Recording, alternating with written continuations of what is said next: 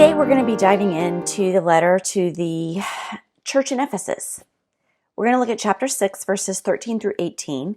And in the first 3 chapters of this book, you might remember Paul was the supposed author of this, and he's taught what the identity of the Christian truly is.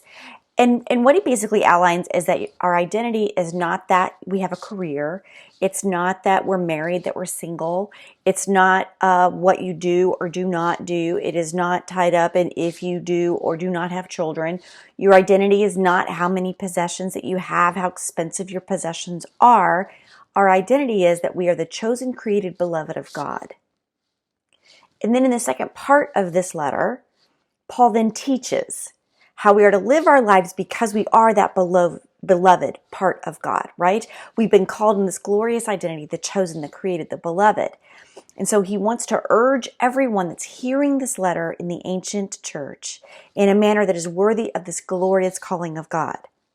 And then he concludes his description of then how we're going to walk, right? How we're going to walk in this manner, describing the necessity of wearing armor of God. That's where we pick up today. And before we go any further, I have to say this passage with all of its armor talk is one that makes me a little squishy. So let's dive into the letter. Here's what Paul wrote. And this is why you need to be head to toe in full armor of God, so you can resist during these evil days. Be fully prepared to hold your ground. Yes, stand, truth banded round your waist, righteousness as your chest plate, and feet protected in preparation to proclaim the good news of peace. Don't forget to raise the shield of faith above all else, so you will be able to extinguish flaming spears hurled at you from the wicked one. And take also the helmet of salvation and the sword of the Spirit, which is the word of God. Paul is really speaking into this moment of these real battles, these dangers that we face. And they're not necessarily the dangers of, walking across the street or riding our motorcycle without a helmet on. These are not flesh and blood things. Those enemies are real enough, I get it. Just walk down any street, depending on what color of skin you are, and it's a dangerous exposition right now. But what he is directly talking about are these spiritual forces of darkness that honestly stay strategically hidden from view. Now, these powers, we might call them genocide or tyranny. We could call them terror. We call them oppression. All of those evil kind of forces, but the weapons that are needed to combat them, according to Paul, are not what we would consider. They're not earthly weapons. What is needed, Paul says, and he advises, is to stand firm in God's power and then to suit up in that full armor of God. For Paul, the best offensive weapons we have are the word of God and prayer. So he continues and says, so pray always. Pray in the Spirit, pray about everything in every way you know how, and keeping all of this in mind, pray on the behalf of God's people. And keep on praying fervently, and be on the lookout until evil has been stayed.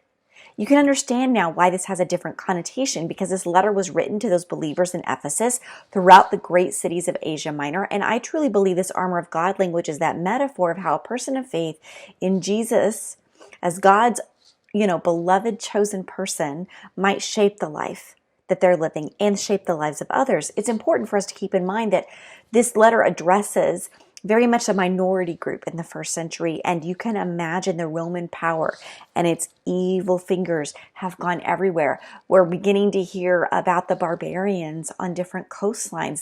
This language that is used to describe God was very similar to that is used to describe imperial officials, right? The emperor. Even the word for their gatherings, the ecclesia, was a term of political gatherings at the local level, and the church adopted it. So this letter then was written for people for whom allegiance to Christ set them at conspicuous odds against all of the other allegiances in their families and in their cities.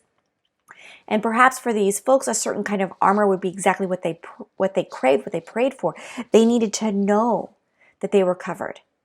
And for the Ephesians, no matter what hostility is displayed by their fellow townfolk, they're to understand that hostility is emanating from danger, from dark spiritual forces. And those forces will not be fought by the believers themselves, but need to be resisted. So this whole passage is about that faithfulness to God. That our armor might not be a breastplate or a sword today as postmodern people of faith, but it might be using our Facebook presence to lift up a cause for justice.